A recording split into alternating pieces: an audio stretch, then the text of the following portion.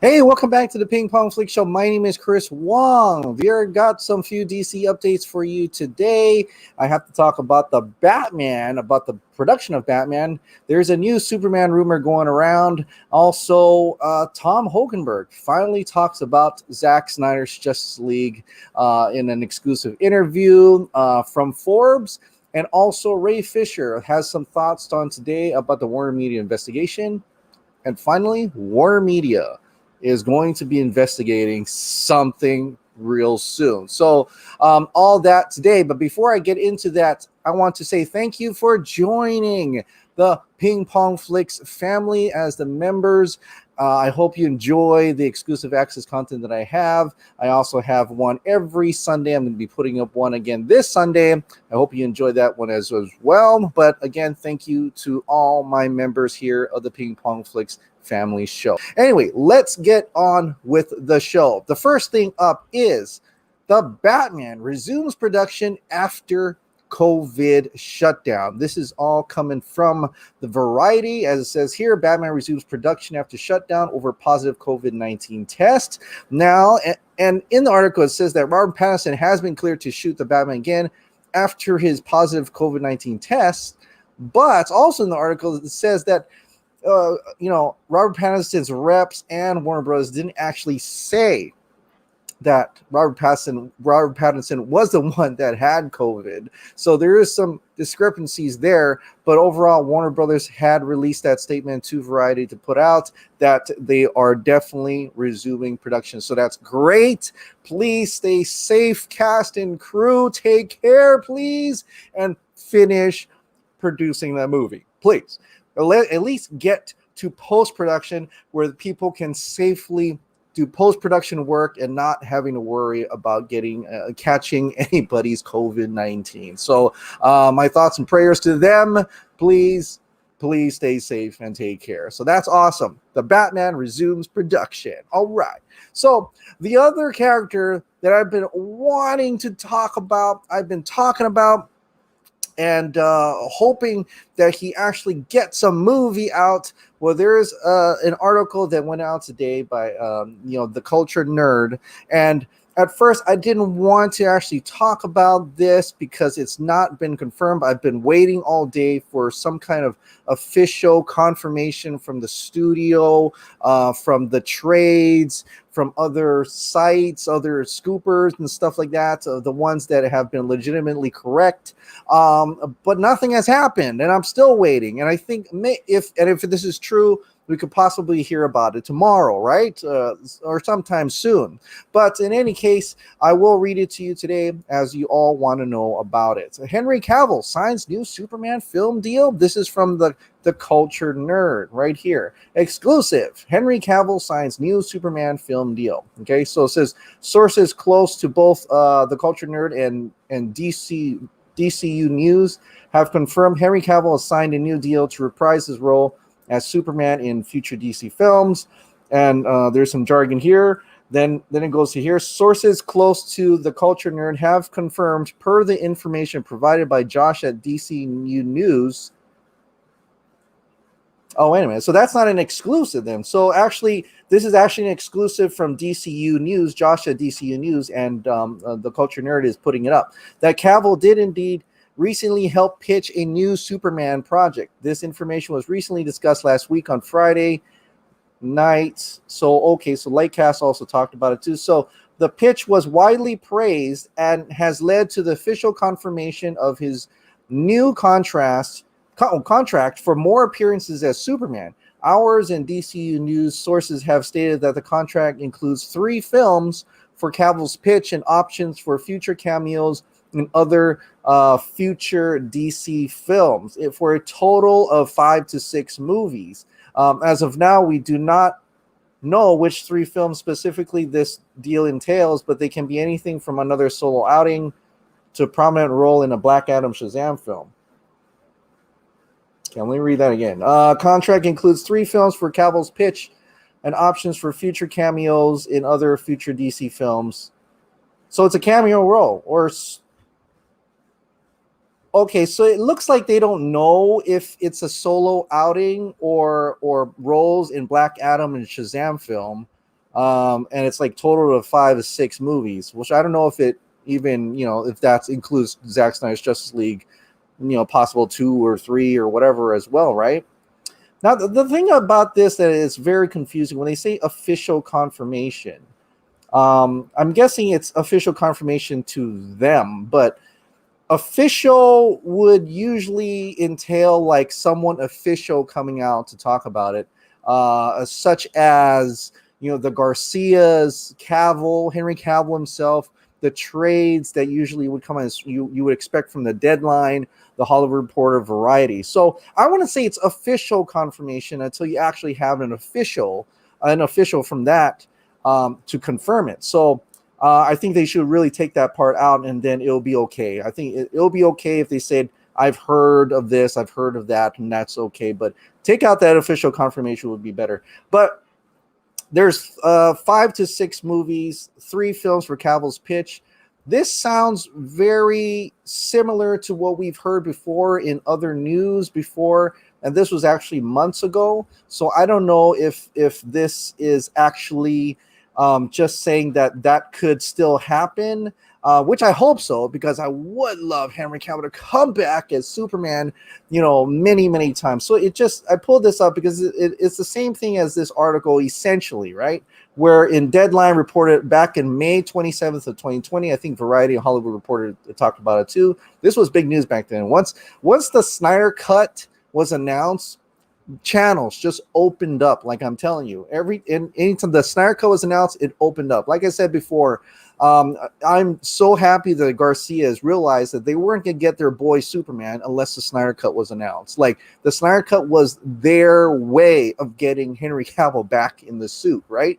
In this exclusive Deadline from May 27th, they were saying that although there's no Man of Steel sequel in the works, they were hearing Henry Cavill was in talks to reprise his Superman role, and that he'll be isn't expected to make a cameo in Matt Reeves' The Batman, of course, because that's a different universe. But other projects where Cavill could make a cameo are Shazam 2, Dwayne Johnson's Black Adam, or Aquaman 2, which are the next productions to be prepped once COVID-19 safety restrictions lift. Maybe in all of those, I wouldn't mind seeing him in Shazam 2, Black Adam, and Aquaman 2. Let's have that concept fight where he was shown in the background of that Aquaman concept art where you see Batman's flying fox and Superman flying that way as the Atlanteans are taking over Sydney, Australia, or Black Adam. Boss Logic created an awesome concept that Dwayne Johnson really wanted to fight Superman, right? And Jim Lee helped with that as well. Or Shazam 2, they've been always, they've had the headless version of him. Might as well this time they teased the headless version of him. Let's actually see him in Shazam 2. Makes sense. These films actually make sense, but it's a smaller role. It's like not Man of Steel 2, right? So if this is true, then that's great news. That's great news. I can't wait to see the officials trade report, the official confirmation that he is actually going to have a solo outing, right? And that the talks that he talked about during May 27th actually are finding to be coming true, right? Nobody, and the disappointing thing for me is, nobody else talked about it. Like there was, Cosmic Book News, and we got this covered, yes. But none of the bigger trades talked about it or even alluded or saying that that's true. So I'm really hoping that maybe this week we'll find out something. Grace Randolph did, and she says she's checking into the Superman headline, and she says she already reported it months ago that Henry Cavill was back for small roles in other movies, so not sure if anything new here. And then, of course, she linked her video she did back in May 27th.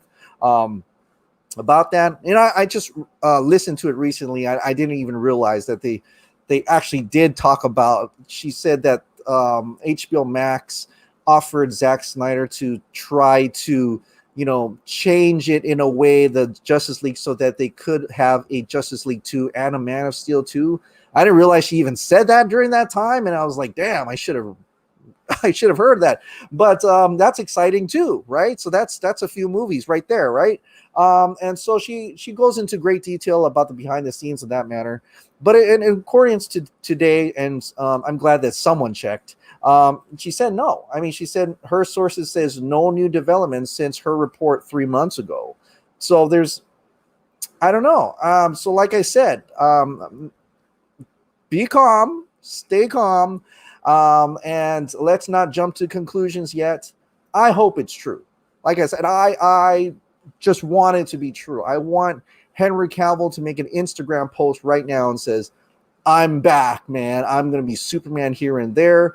I'm going to have a Man of Steel, and I really hope it's true, guys. I really do hope it's true. I'm crossing my fingers. Like I said, I'm fingers crossed. I want it to be true.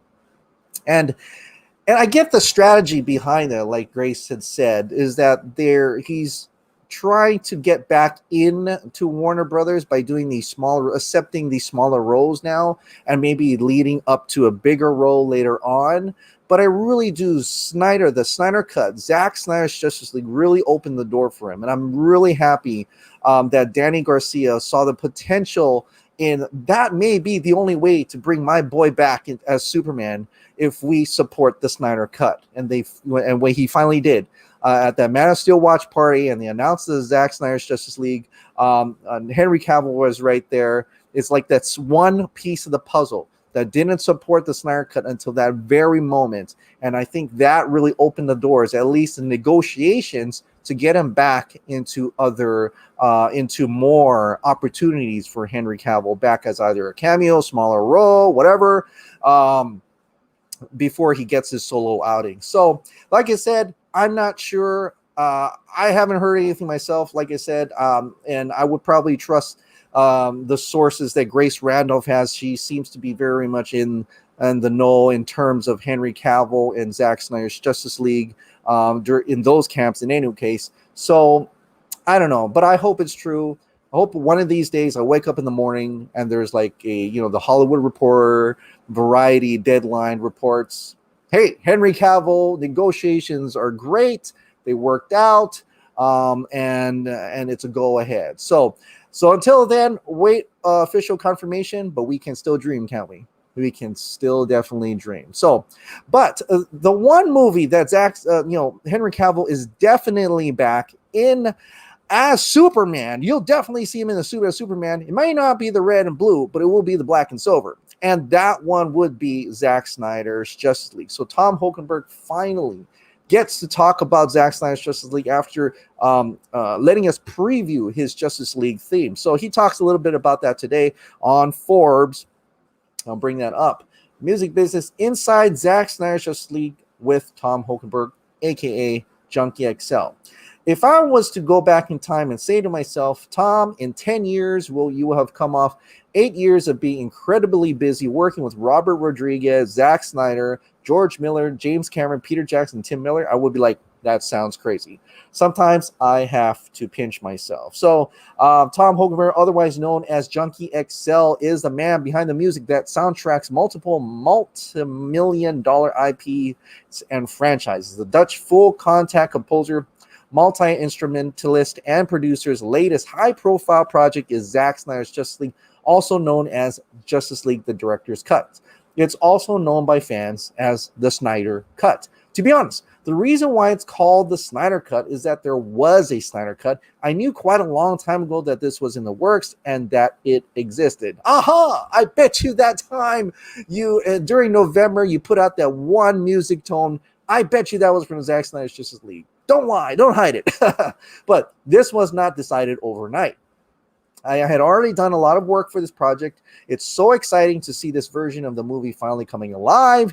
Zack put a lot of time into the original version. I put a lot of time into the original version. So it is great to have closure and that this is finally coming out. It's so great to work with Zack. This is like project number 5 for us. I've also finished Army of the Dead with him this year, and that movie comes out on Netflix next year. This whole year, it's been like working with my best friends. That's awesome. Yes, we're gonna get to hear his themes in Army of the Dead too. That's awesome. But Godzilla versus Kong. Just saying. So going down a little bit further, he talks about the themes a little bit, right? He says this: besides the Man of Steel theme for Superman and the theme for Wonder Woman, which I have given a new spin, all the other themes for this movie are brand new. So confirmation, you will definitely hear Hans Zimmer's Man of Steel theme for Superman. He has a new and a theme for Wonder Woman, though he gives a little bit of a new spin on that. I'm eager to hear what that spin is. All the other themes for this movie are brand new. That's interesting. So I'm thinking he's probably going to have a new theme for Batman. He's going to have a new theme. He's going to have a theme for Cyborg, a theme for Flash, a theme for Aquaman. It's going to be a new theme. So he's probably not going to utilize the Aquaman theme from the Aquaman movie. He's going to have his own theme.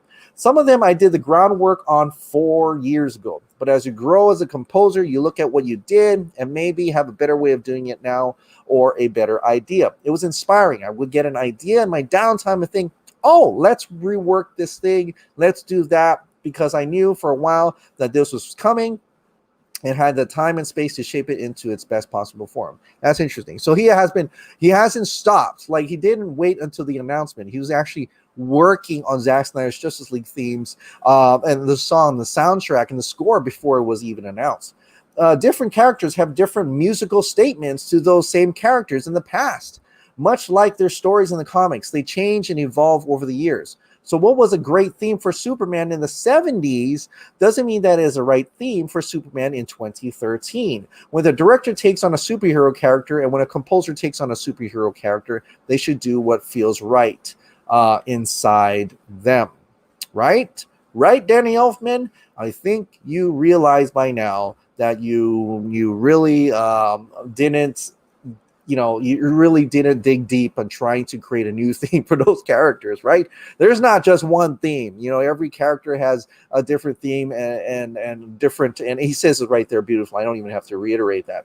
But aside from that, he is going to be doing Godzilla versus Kong, which is awesome, and also other things as well. I cannot wait to hear Justice League. I can't wait to hear the full Justice League theme. We got a little snip of it, but I can't wait to hear his other themes for his other characters, for everything. I can't wait to just get the soundtrack. Maybe I'll get another vinyl record. I don't know, but that would be pretty awesome to complete that collection from Man of Steel, Batman v Superman, and finally Zack Snyder's Justice League. So that's awesome, right?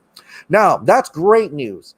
Some more developments about the Ray Fisher situation is underway, though. Ray Fisher tweeted out this. He's requesting a change of investigator from WarnerMedia. So this is what he tweeted out today.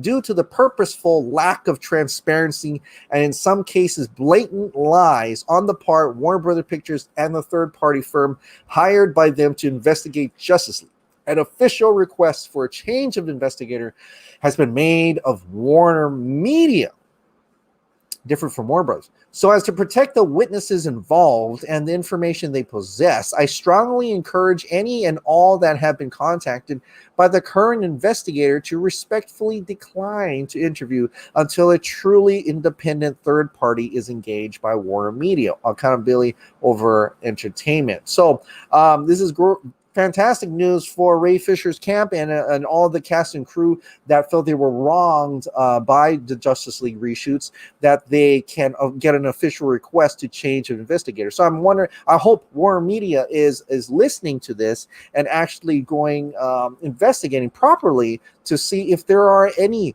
actual things that actually happened during the Justice League reshoots. And I'm waiting to hear what they're going to say about it, if they will at all, right? But this is not all.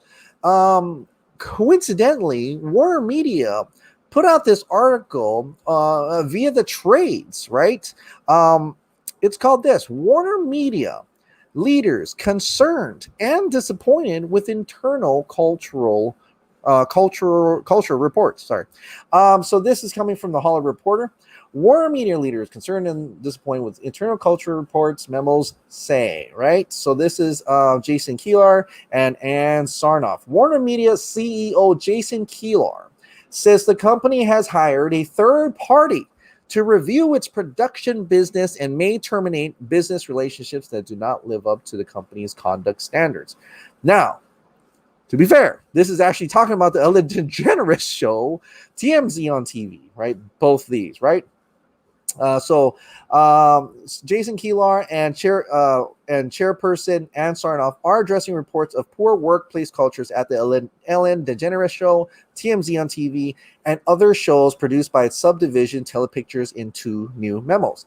In the memos, both sent this week, Kilar and Sarnoff address what the former calls public reports regarding patterns of unacceptable behavior, right? Now, this is about the toxic environments over at Ellen and TMZ, and also in anticipation of the Hollywood Reporter publishing a feature-length investigation into the workplace culture at those two shows and other Telepictures productions. Okay. In his memo, Kilar writes that he is both concerned and disappointed in recent stories about the company and adds this email is to share what we will be doing about it. The newly installed WarnerMedia leader Kilar was named CEO on April 1st after a successful run at Hulu as his founding CEO.